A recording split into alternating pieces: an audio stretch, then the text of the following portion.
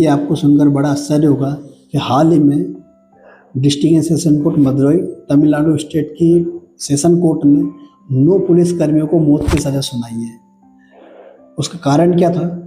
उनका ऑफेंस ये था कि उन लोगों ने क्या किया था कि 2 पिता पुत्र मिलकर मोबाइल की शॉप चला रहे थे कोविड पीरियड में, यानी कि 19 जून 2020 की बात है, घटना तब की है, राइट। उनको अरेस्ट किया, उनसे इन्वेस्टिगेशन किया, उनसे जांच पड़ताल की, उनके साथ इतनी अमानवीय हरकतें की कि उनको इतने मारापीटी की गई कि उनको हॉस्पिटल में एडमिट करवाना पड़ा।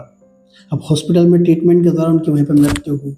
अब ये केस इतना हाईलाइट हुआ कि हाई कोर्ट ने सुमोटो इस पे लिया और इस केस को सीबीआई को हैंड ओवर किया इन्वेस्टिगेशन के लिए, राइट। अब इन्वेस्टिगेशन के दौरान सीबीआई ने इतना ईमानदारी से, इतना ऑनेस्टली काम किया कि 100 विटनेस पेश किए, लगभग 3 से 4 हज़ार की पूरी पीआर या पुलिस डायरी चालान पेश किया गया और फाइनली कोर्ट ने on the basis of the trial conclude किया कि इस घटना के जिम्मेदार कौन है? ये 9 पुलिसकर्मी।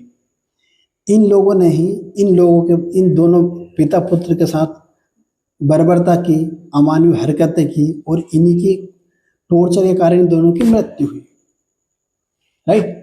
तो कोर्ट ने इस बर्बरता, इस अमानवीय कृत्य को जघन्य अपराधों की श्रेणी में रखा है। इस ही वजह से 9 पुलिसकर्मियों को दोष सिद्ध करार दिया गया और आज के दिन 6 अप्रैल 2026 को उनको मौत की सजा सुनाई गई है।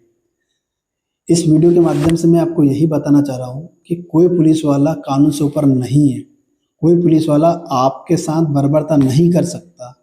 कोई पुलिस वाला आपके साथ जांच कर सकता है, पूछताछ कर सकता है, लेकिन आपके ऊपर हाथ नहीं उठा सकता। यदि कोई पुलिस वाला ऐसा करता है तो उससे रीज़न पूछिए और उससे पूछिए कि हमारा क्या कारण है, आप हमें क्यों मार पीट रहे हैं, क्यों हमें बिठा रखा है, इतनी देर तक क्यों बिठा रखा है ना। आप अगर इन्वेस्टिगेशन यदि कल करना है तो आप हमें कल बुलाइए, आज से अब लेकर आपने कल तक क्यों बिठा रखा।